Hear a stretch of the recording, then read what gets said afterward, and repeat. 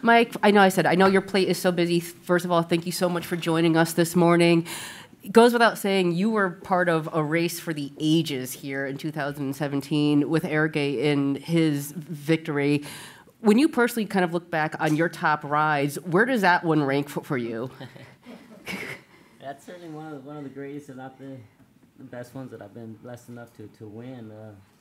Even watching it back, flying over here, I was able to watch it a few times and really kind of realize what a performance that he did that night. It was just incredible. I think afterwards, you didn't think much about that because it was more of a sigh of relief that we still were blessed to pull it off because we were the huge favorite going in, and then of course you leaving the gate, you get knocked down leaving there, and you're 20 lengths back when you're supposed to be close to the lead. So it was more of a relief than anything else after he won, and like I said, getting the opportunity to fly back here was and watching his race all over again.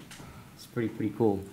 You're kind of running out of major objectives to achieve in this industry. You got one of your, you said you achieved the Triple Crown last year with Justify. There's not a whole lot out there that you still haven't won. Where does the motivation still come for you at this point? Well, when you get the opportunity to win races like that, it's a feeling like no other. So once you've been blessed enough to feel that feeling, you certainly want to do it again. So it's just like eating a good meal. You want seconds, man. You want to do it all over again. So that's what we're working on now. And you have Seeking the Soul very live this weekend in the Dubai World Cup. I know you've ridden against him before. This is the first time that you'll be getting on him. What are just your impressions of him, and what has Dallas maybe told you about him? Well, watching his last few races, even going back to the Breeders' Cup Mile, he's been a bit unlucky with his trips. Where he's really had to tap on the brakes or have to wait for some racing room at a crucial point in the race.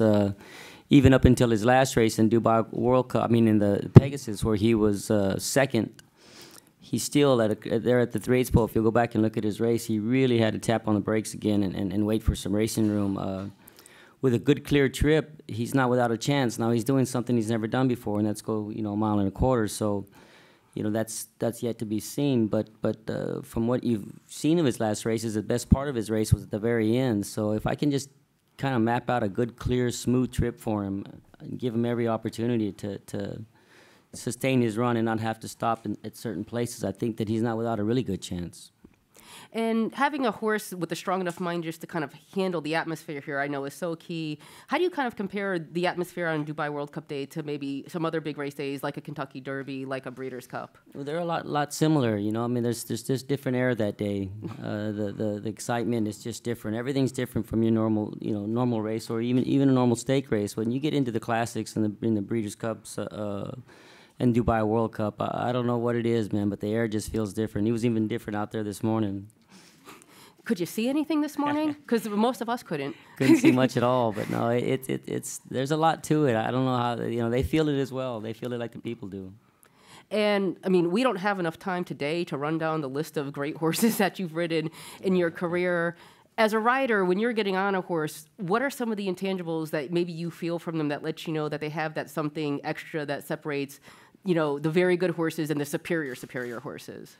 Well, at this point, you pretty much know who they are. They've already proven that they have the abilities. So my job is just really to blend in, to get along with them, not try and make them adapt to my style. I don't have much time to do that. So it's really just about making sure that they're happy. You get a horse into a good, comfortable rhythm, and again, being able to map out a really good, smooth trip, especially on dirt. You can't stop and start on dirt as you can on the turf as much. So a good smooth trip is very crucial, especially once you start picking it up and you really start to get a good run into the race before you head for home. You need to be able to do that without having to tap on the brakes, because it's so difficult to get started again on the dirt. So it's just about getting along with them and then just giving them a good smooth trip. Open it up. Any questions for Mike?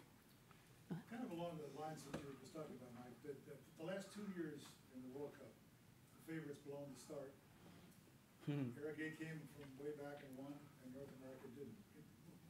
What's the difference? Was it the track? Was it just the horses that are able to persevere? Well, I don't know. For Irrigate, he was just a superior horse, man. He was just amazing. It was too bad, after he left here, he didn't finish his year out quite as well as we'd all liked him to have. I think a lot of that had to do with being at Del Mar. To be actually with you, that was just one track that he just didn't care for at all. And that evening here, he just missed a break. There was a lot going on. Philly, my inside was really acting up really bad, a lot of noise, a lot of chaos, and he's a real big horse anyway. He's always kind of needed a jump or two to get going, and he just never even got that first jump. If he gets the first jump, then usually the second one, he's got himself back up in there. The third one, he's usually on his way. The fourth one, he's usually in front. But that day, he didn't even get a half a jump out of there, and he was at the back. But did he give you the feeling by the time he got into the turn that he was still had a chance? Once we did that, yeah, the first fielding wasn't a very good one. I didn't think we had any chance, to be honest with you, after that. But I just thought, well, let's get into this first turn and give him a chance and see if he's going to get himself back into the race. And so I was just patient with him. I just gave him his chance. And about the middle of the first turn, he had already indicated that he was okay. Now it's a matter of can I make up the ground that we lost, and was able to cut a corner going into the far turn, and then he just hit that big, beautiful stride of his, and he was amazing. So does that Zenyatta experience help you? Yes, a lot like her. Any other questions for Mike? Look at that. I told you I'd get you out of here. Yeah, early. hopefully after. We'll have a whole lot of them after, I hope. Mike, thank you again so much for Thank making you, time guys. for us today. Pleasure as always. I Continue best appreciate of it. luck with everything. Thank you.